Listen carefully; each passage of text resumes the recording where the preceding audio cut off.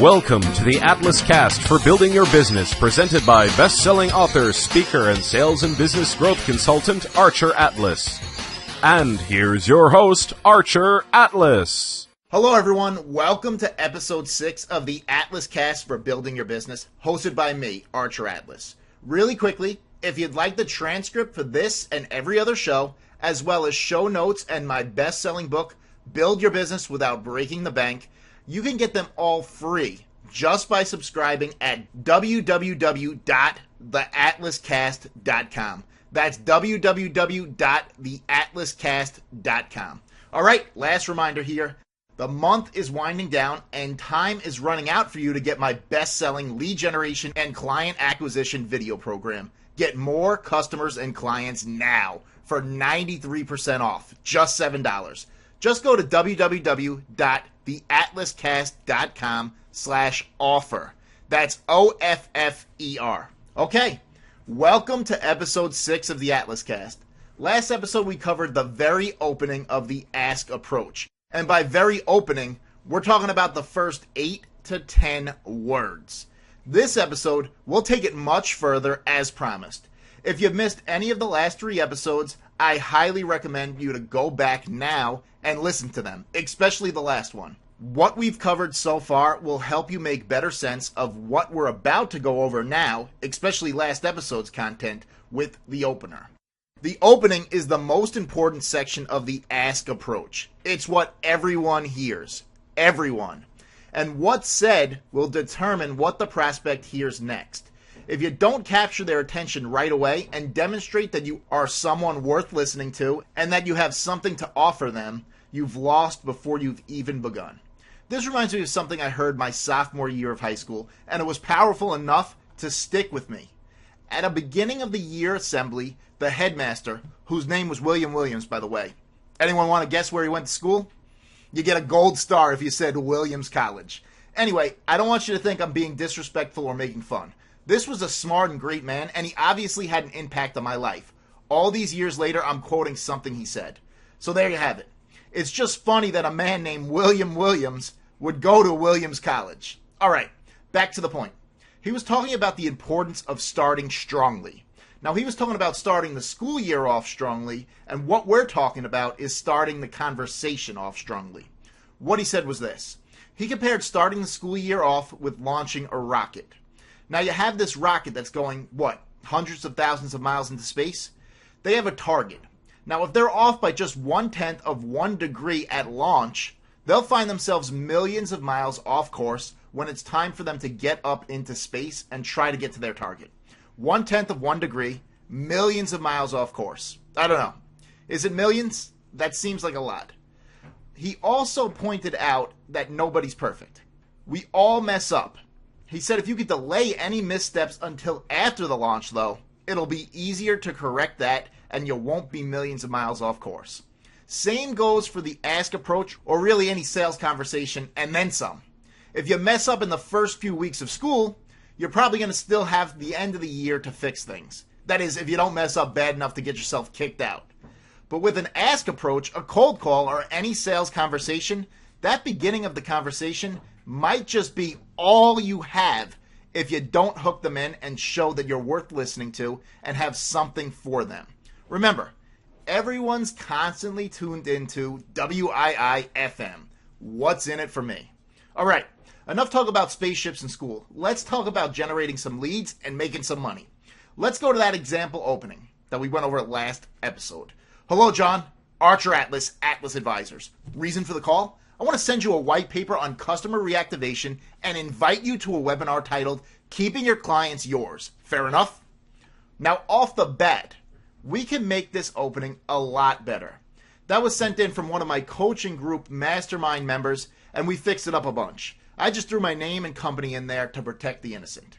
Instead of, I want to send you a white paper on customer reactivation, why don't we change that to white paper on how to reactivate 30 to 70% of your dormant customers on average.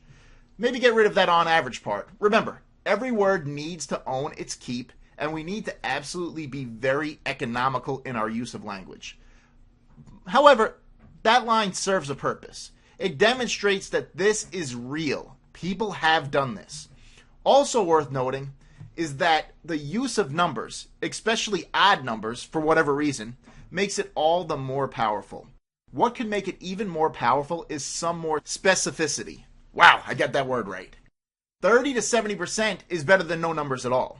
But if the numbers were, let's say, 37%, then saying 37% would be much more powerful than even that range of numbers that we just covered, 30 to 70. Okay, then the next line is asking them to attend a webinar. I want to talk about this right now because I've had a few questions on this. The key to an ask approach is to offer value and then ask for something in exchange. This example approach offers a white paper and asks for the prospect to attend a webinar. Now that's more value, but that's irrelevant right now. Why do we do this? For one, none of us are really in the business of giving things away. That's not what makes any of us, myself included, any money. Yes, demonstrating value and giving this white paper away can definitely and will lead to more business and more money. However, do we really want to leave that to chance? Not at all. We want to guide the prospect into making the logical decision that's in his or her best interest, which is buying from you eventually. People want to be led, so guide them. 2, we want to condition the prospect to be used to us making offers to them. If all you're doing with your prospect is giving things away all the time and not asking anything of them, they'll get very used to that. Then, once you actually do make an offer, it's something they're unaccustomed to, and they'll be more likely to pass on it. Furthermore, they may even be turned off by you changing gears and asking something of them. Hell, they might even be annoyed. And honestly, the only one to blame in that situation would be you. You're the one that's changing the relationship. You're the one that's being inconsistent by, God forbid, asking them to do or buy something. This reminds me of something I learned from copywriting and sales legend Gary Halbert. Now, Gary made hundreds of millions of dollars in direct mail, and he had a process. As soon as an order came in, before it was processed and shipped out, before the accountants counted the money and deposited it, before anything, Gary would send out what he called his "Thank you, please send more money" letter. This letter would pat the customer on the back and congratulate them on making such a smart decision in buying. Then it would ask the prospect to buy more. And it worked like gangbusters. It conditions prospects and customers to expect offers to be made, making them more likely to buy more. Look, the hardest thing to do is to get someone to buy or do anything the first time out. But once they've done it, the best possible time to get them to do more of it is right away, immediately. Why do you think gas stations and supermarkets have those impulse items at the register? It's because they get bought. When people buy, they're in a buying mood. And that's the best time to ask them to buy more. Okay, so with the ask approach, we're not exactly asking anyone to buy anything, but we're asking them to do something with this offer of value, even if it requires no effort on their part at all. We've interrupted the pattern they were in right before we've called. We're giving them something. This doesn't happen all day, every day. This yes to this offer of value needs to be capitalized on by you getting something out of it, an exchange of value. Plus, when there's not an even exchange, people's red flags go up, way up. I saw this study done where people were handing out $100 bills, actually throwing them in people's car windows. The amount of bills that got thrown back out and onto the ground was absolutely astonishing. People are always looking for the catch. No one thinks they're ever getting something for free. So their radars come out and the red flags go up. By offering value and then immediately asking something of the prospect, they know exactly what this is, quote unquote, costing them. They see what they're getting out of it. Plus, you've already begun to condition them into saying yes to you and your offer that you actually make. So that's number 2. Lastly, number 3. We ask for something in exchange for this value we're offering because it weeds out the freebie seekers, tire kickers, and bad prospects. Plus, it firms up the prospects that say yes. It's really easy to just say yes to someone offering you something for free. But it's even easier to forget all about it and not value that something at all. By asking for something in exchange for that value you're giving them, they are now invested in this. They're more likely to consume what you send them, they're more likely to have some affinity with you, and they're more likely to eventually buy from you. They'll have more value attached to what you send them when they have some skin in the game. Plus, this saves you time, money, and aggravation of pursuing someone that just basically yas you to death, trying to get you off the phone and out of their lives, totally forgotten about forever. You're weeding them out and saving yourself from pursuing them. More importantly, you're shoring up actual prospects. If you just send some value to people asking nothing in return, you'll get less of these people to convert than if you actually ask something of them up front. It makes them more likely to value, consider, and consume whatever it is that you send them. That makes them more likely to consider you down the road and more likely to buy. And buying is in their best interest as well as yours. You're helping people by doing this. All right, there's actually one last final reason to ask for something in exchange for the value you offer. There's no such thing as free lunch. You know it, and the prospect knows it. Everyone knows it. There's no such thing as free lunch. So the prospect already knows that your free offer comes at a price. It's better to be upfront about that price because honestly, they will expect the worst anyway, and what you're offering is actually a pretty good deal. As the saying goes, better the devil you know than the one you don't. All right, I guess we covered this a little earlier with reason number 2, but it's worth repeating. You know, back when I was a stockbroker, and actually before I was on my own trading clients, and I was just an account opener, I used to get very frustrated. I'd call up these prospects and make them what I thought was an irresistible offer. I'd offer them a small block of stock of a phenomenal company that was poised to make a big run upward. And this was all true. I was confident, and typically, the stocks I opened accounts selling, they all went up, sometimes big time. And I'd make this offer commission free. I'd even pay for the ticket charges to make it easy for the prospect to say yes and become one of my firm's clients. Now, I'd have these guys on the phone. I'd be selling them something that was absolutely phenomenal. And these prospects would love the stock. They'd know nothing was in it for me on this one transaction. They'd know I was only after their future business, after this worked out, exactly like I said it would. And they'd be able to get this block for a lower total cost than anywhere else. They didn't have to pay their own broker commission to buy it for them. They didn't have to pay the ticket charges that the exchanges charge. They were getting something they knew was great, and they were getting it cheaper than anywhere else they could get it. So, why'd they say no? It's because they knew what was in store for them after they bought. They would then be someone else's client. They now have one more person they'd feel obligated to send money to every month to buy more stock. And even though they knew in their heart that this was an amazing opportunity presented to them in buying this small block of stock, they knew it would make them money. They still didn't pull the trigger because of the future costs and obligations and stress that making this smart move in buying would bring them. So they didn't do it. Consequently, this same type of prospect will pay for tips and advice and investing information from other sources, ones that only offer their advice and have no interest in them actually using it. Had I called these same prospects up and offered them tips for, let's say, $500 a month, many of them might take me up on that offer. The certainty and knowing the devil they're dealing with gives them more confidence in going through that transaction. All right, so that's why we ask for something in exchange. There's no free lunch. You're shoring up real prospects and repelling bad ones and the ones that just yah you to death. You're conditioning the prospect. You're doing the best to stay off their negative radar and raising red flags in their mind. And none of us are in business just to give stuff away for free. So it's important to ask for something in exchange for the value offer on an ask approach. So with that, what do you ask for? Now this is a very good question. You want to ask for something that's obviously easy to say yes to. You don't want to make them jump through hoops the first time around. Now that may be a strategy you use later on, but it's not a good one right now off the bat. You basically want it low risk and obvious. You want it logical.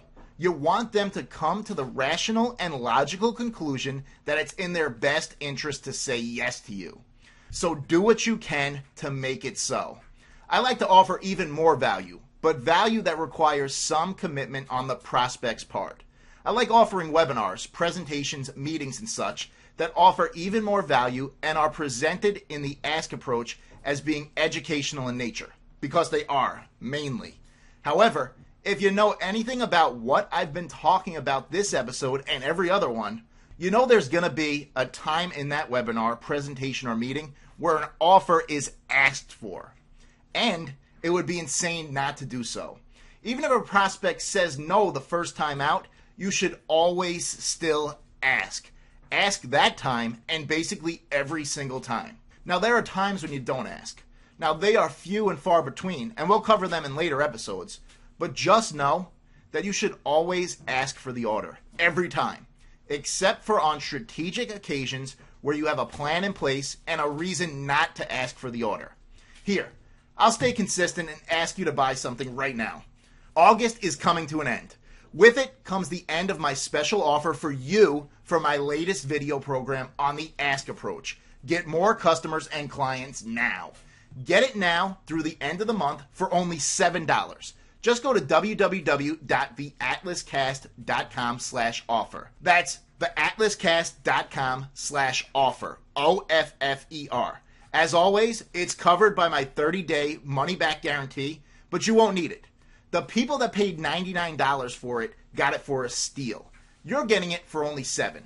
Just go to www.theatlascast.com/offer. And you know what? I'll sweeten the pot for you too. For those of you that take me up on this generous 93% offer, I'll throw in some special unannounced bonuses. Just buy it for only $7 and shoot me an email at archer@theatlascast.com letting me know you've bought it. I'll get back to you with your secret bonus. All right, that was me making an offer. An easy, low-risk, high-value offer. Some of you will be smart and take me up on it too, and you'll be rewarded. Okay, last point I wanted to make. It's about perfectionism. It's bad. Perfectionism is bad. Now, I know we covered this a few episodes ago, but it's worth saying it now, especially about the opening to your Ask approach. You're not going to get it perfect right away. You won't even know what perfect looks like until you test multiple things multiple times. But I will give you an example of how a flat-out, not good Ask-type approach can produce great results. Back when I was just a lowly cold caller on Wall Street, even before I started opening accounts, as I mentioned earlier, I had the following pitch. Hello, John. Archer over at Stock International. How's your day? Great. Reason for the call? I represent a full-service brokerage firm here in New York. Not a sales call. Just want to introduce myself, send you some literature, and down the road, run one major recommendation. Fair enough? I'll just say this now with the limited time we have here. That pitch is not very good and can be improved in many, many ways. And we'll cover those ways next time out. But it's worth mentioning that exact bad pitch brought in countless amounts of qualified leads, new clients, and revenue for me personally. A bad pitch can even bring in good results if it's actually used. Now just imagine what a good pitch can do for you. You won't have to imagine too long because we're covering that next time out with some real-world examples and numbers. I'm looking forward to it and seeing you there. Oh wait, one last thing. Well, two. One, once again, you have until the end of this month to get more customers and clients now for just $7. Make the smart business decision and get it at www.theatlascast.com/offer if you haven't already done so. Two, if you want the transcripts, videos, and show notes for these episodes, all you have to do is go to www.theatlascast.com and subscribe. Plus, you'll get my best-selling book, Build Your Business Without Breaking the Bank, as well as the audio program, Going Up, How to Generate More and Better Leads Quickly and Inexpensively. That covers the Ask approach in a little more detail. Get it all free just by subscribing at www.theatlascast.com. And in the spirit of this episode and letting you know exactly the devil I am, when you subscribe, I will make you some offers.